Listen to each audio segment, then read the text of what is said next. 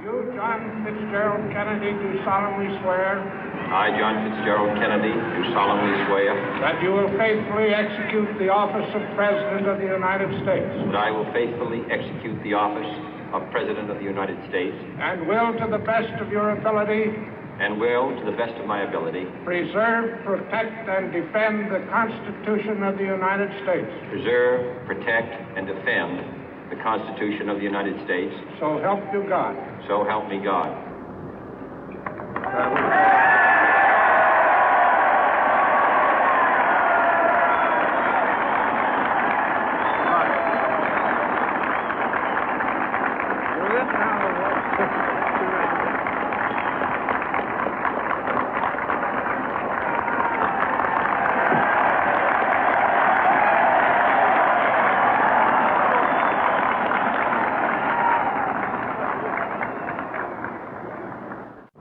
Vice President Johnson, Mr. Speaker, Mr. Chief Justice, President Eisenhower, Vice President Nixon, President Truman, Reverend clergy, fellow citizens. We observe today not a victory of party, but a celebration of freedom, symbolizing an end as well as a beginning, signifying renewal as well as change. For I have sworn before you and Almighty God the same solemn oath our forebears prescribed nearly a century and 3/4 ago. The world is very different now, for man holds in his mortal hands the power to abolish all forms of human poverty and all forms of human life. And yet the same revolutionary beliefs for which our forebears fought are still at issue around the globe. The belief that the rights of man come not from the generosity of the state, but from the hand of God. We dare not forget today that we are the heirs of that first revolution. Let the word go forth from this time and place to friend and foe alike that the torch has been passed to a new generation of Americans born in this century, tempered by war, disciplined by a hard and bitter peace, proud of our ancient heritage, and unwilling to witness or permit the slow undoing of those human rights to which this nation has always been committed and to which we are committed today at home and around the world.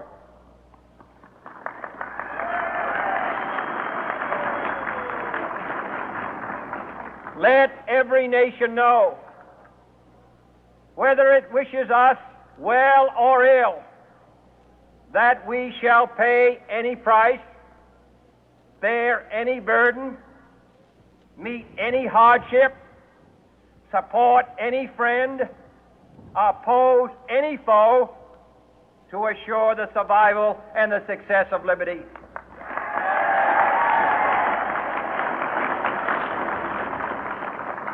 This much we pledge and more.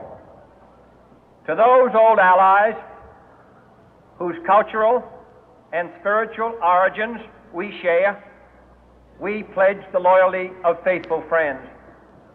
United, there is little we cannot do in a host of cooperative ventures. Divided, there is little we can do, for we dare not meet a powerful challenge at odds and split asunder. To those new states whom we welcome to the ranks of the free, we pledge our word that one form of colonial control shall not have passed away, merely to be replaced by a far more iron tyranny. We shall not always expect to find them supporting our view, but we shall always hope to find them strongly supporting their own freedom, and to remember that in the past, those who foolishly sought power by riding the back of the tiger ended up inside.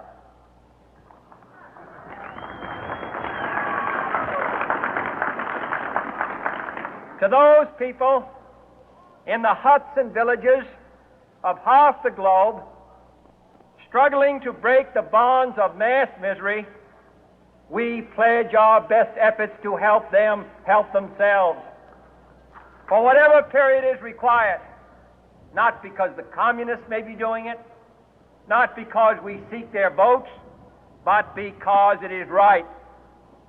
If a free society cannot help the many who are poor, it cannot save the few who are rich.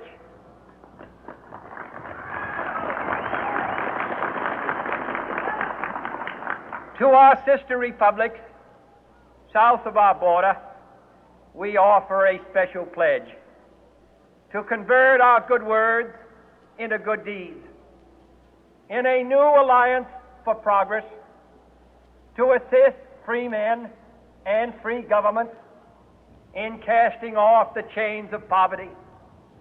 But this peaceful revolution of hope cannot become the prey of hostile powers. Let all our neighbors know that we shall join with them to oppose aggression or subversion anywhere in the Americas. And let every other power know that this hemisphere intends to remain the master of its own house.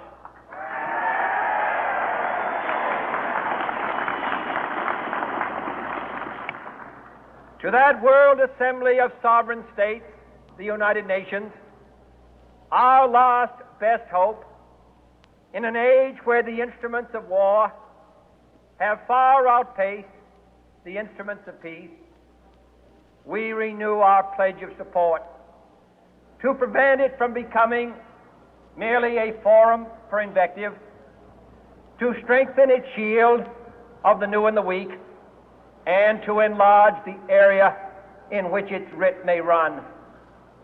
Finally, to those nations who would make themselves our adversary, we offer not a pledge, but a request that both sides begin anew the quest for peace.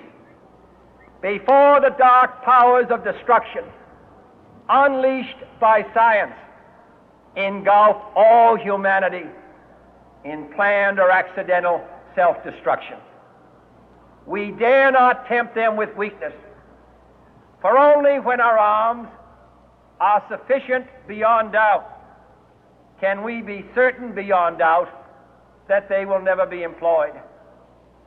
But neither can two great and powerful groups of nations take comfort from our present course, both sides overburdened by the cost of modern weapons, both rightly alarmed by the steady spread of the deadly atom, yet both racing to alter that uncertain balance of terror that stays the hand of mankind's final war. So let us begin anew, remembering on both sides that civility is not a sign of weakness, and sincerity is always subject to proof. Let us never negotiate out of fear, but let us never fear to negotiate.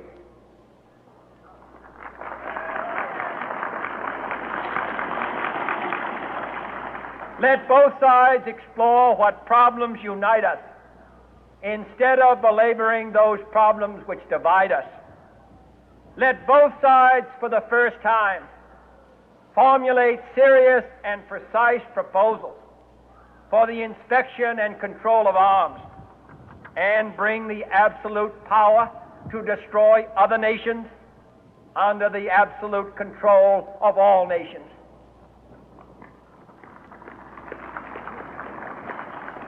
Let both sides seek to invoke the wonders of science instead of its terrors.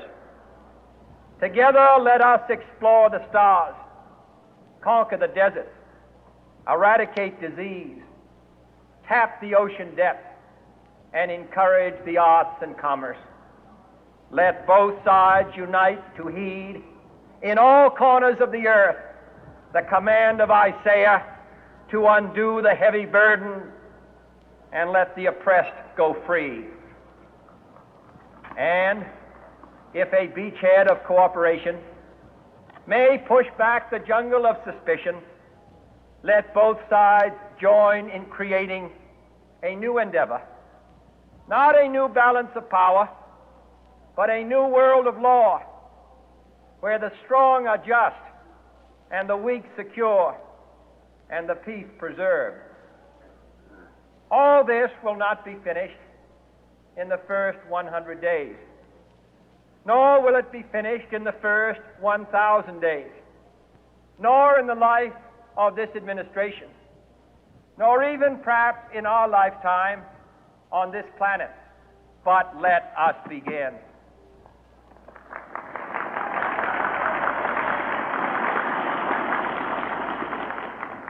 In your hands, my fellow citizens, more than mine, will rest the final success or failure of our course. Since this country was founded, each generation of Americans has been summoned to give testimony to its national loyalty. The graves of young Americans who answered the call to service surround the globe. Now the trumpet summons us again, not as a call to bear arms, though arms we need, not as a call to battle, though in battle we are, but a call to bear the burden of a long twilight struggle, year in and year out, rejoicing in hope, patient in tribulation, a struggle against the common enemies of man, tyranny, poverty, disease, and war itself. Can we forge against these enemies a grand and global alliance, north and south, east and west, that can assure a more fruitful life for all mankind? Will you join in that historic effort?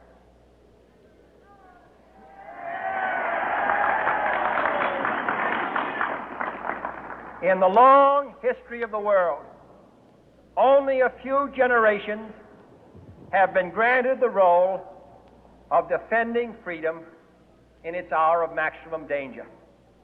I do not shrink from this responsibility. I welcome it.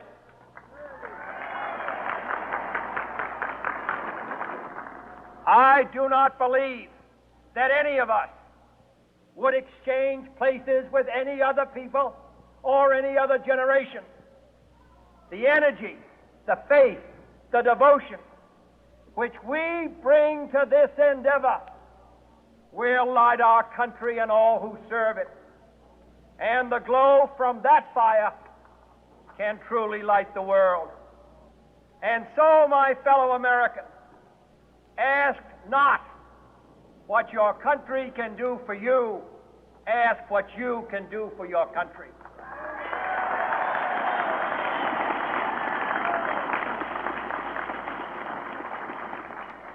My fellow citizens of the world, ask not what America will do for you, but what together we can do for the freedom of man.